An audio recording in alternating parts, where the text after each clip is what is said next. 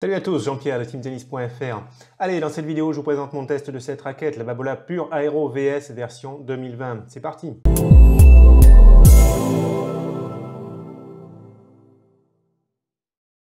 Allez, on va voir de quoi il s'agit donc avec cette Babolat Pure Aero VS, mais d'abord je vous laisse regarder un extrait de mon test sur le terrain. A tout de suite.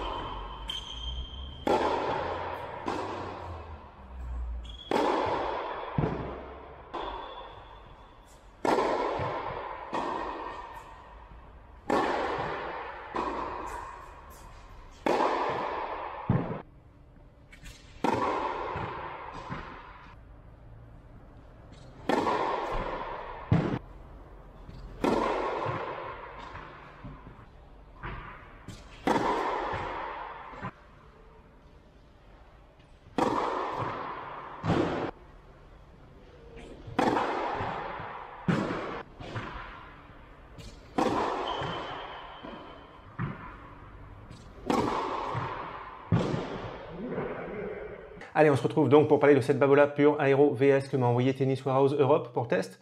Au passage, pour vos achats de matériel de tennis, je vous invite à aller sur le site Tennis Warehouse Europe ou alors chez Tennis Warehouse USA. Je suis partenaire avec ces deux sites et c'est très sympa si vous cliquez sur mon lien affilié avant de faire un achat sur ces sites. Comme ça, vous indiquez que vous venez de ma part, ça m'aide à continuer les vidéos que je fais sur YouTube. Vous pouvez trouver mes liens affiliés avec ces sites en cliquant sur le i par ici. Mes liens sont aussi dans la description sous la vidéo.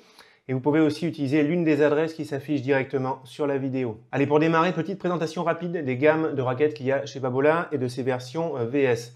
Alors, il y a 3 gammes de raquettes chez Babolat. Babolat Pure Drive, les raquettes les plus puissantes. Babolat Pure Aero, puissance intermédiaire, accès au lift facile. Et Babolat Pure Strike, les raquettes les moins puissantes, les plus orientées contrôle.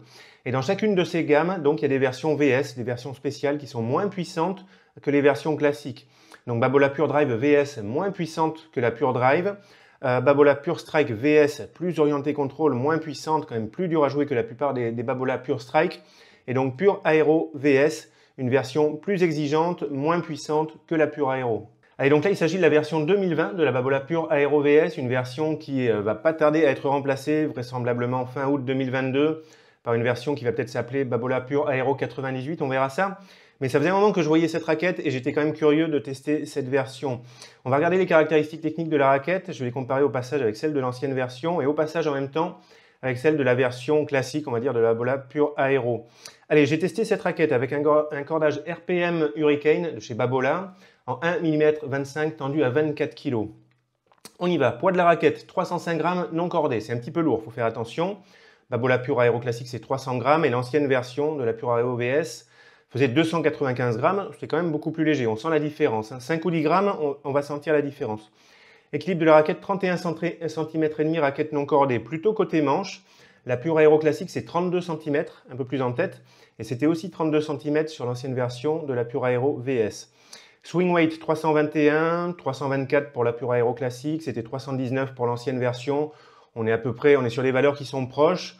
Swing weight un tout petit peu élevé. Il y aura un petit ressenti de poids en tête de raquette.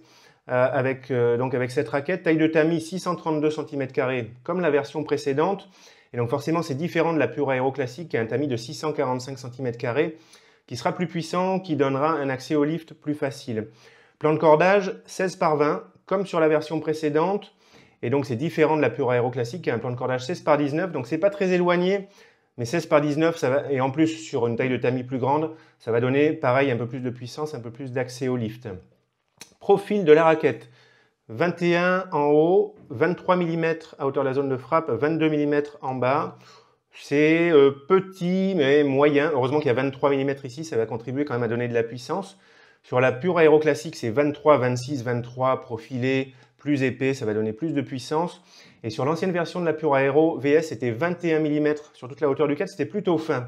Donc ça, c'était un truc qui allait plutôt réduire la puissance de la raquette. On monte un peu en puissance avec cette raquette par rapport à l'ancienne version de la Babolat Pure Aero VS. Rigidité 67 pour cette version, l'ancienne, et pour la Pure Aero classique, une rigidité moyenne un petit peu haute, mais ça reste raisonnable.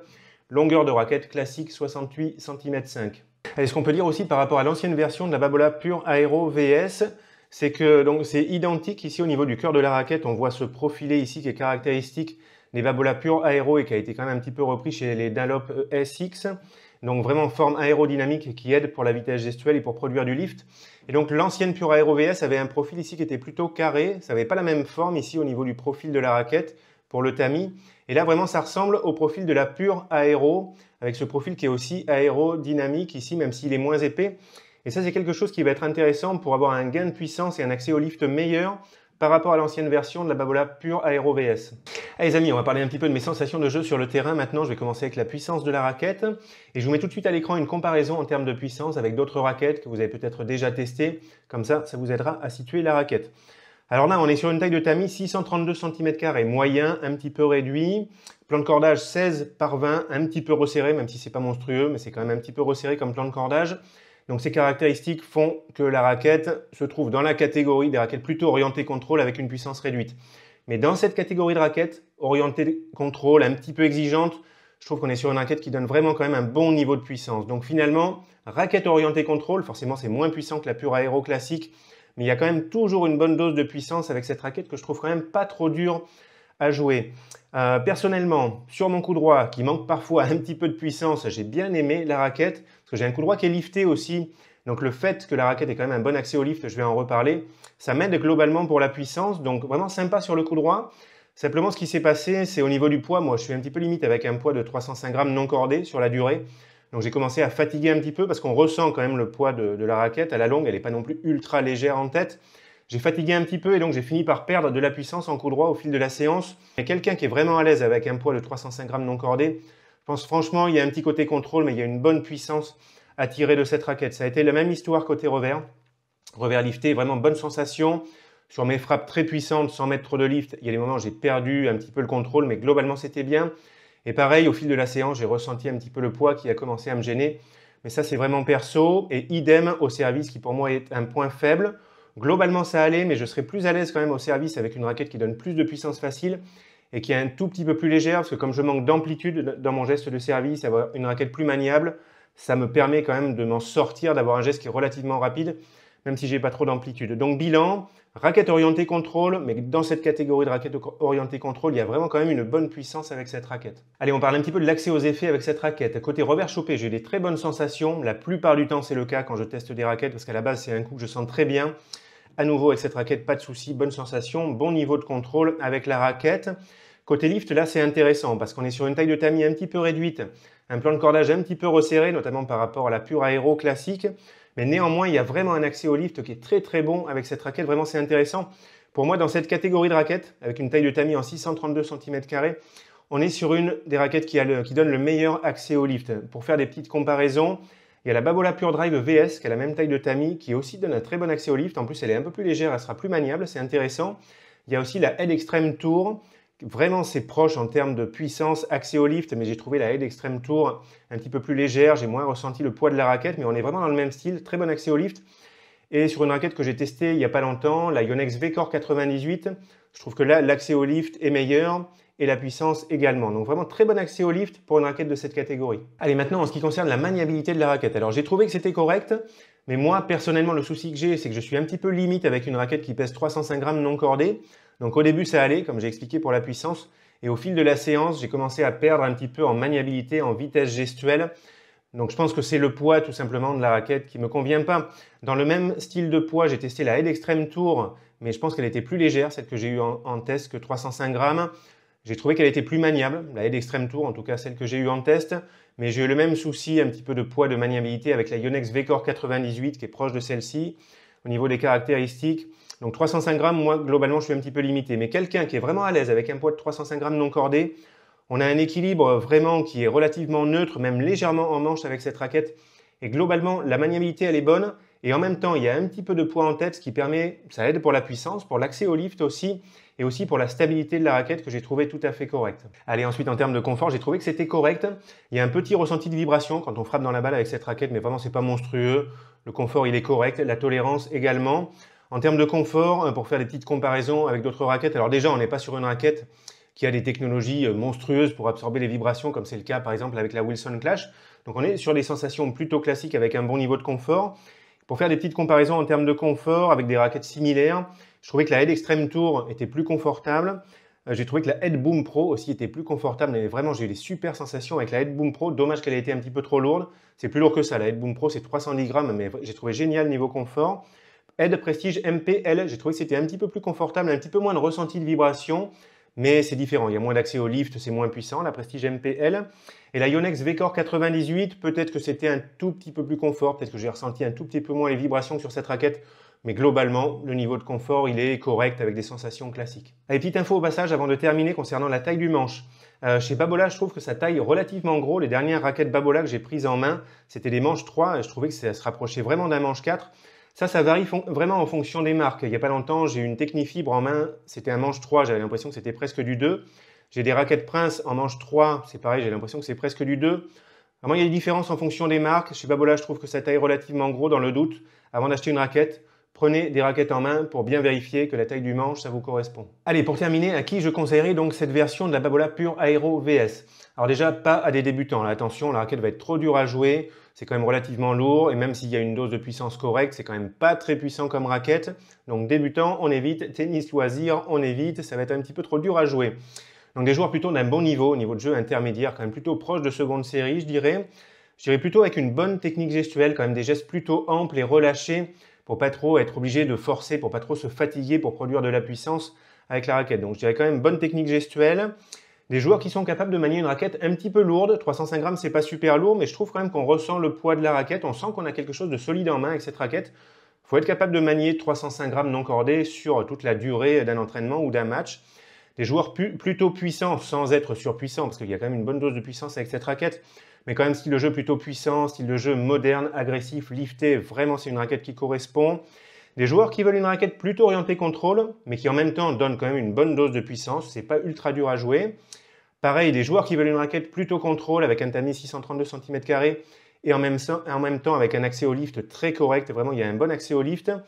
Et enfin, des joueurs peut-être qui aiment les sensations données par la Babola Pure Aero classique et qui voudraient avoir les mêmes sensations mais avec plus de poids et avec une raquette un petit peu plus orientée contrôle. Allez les amis, je m'arrête là pour ce test. Si vous avez des questions, n'hésitez pas, envoyez-moi ça en commentaire de la vidéo, j'essaierai de vous répondre. Allez, je vous dis très bon tennis à tous et puis à bientôt dans une autre vidéo. Salut à tous!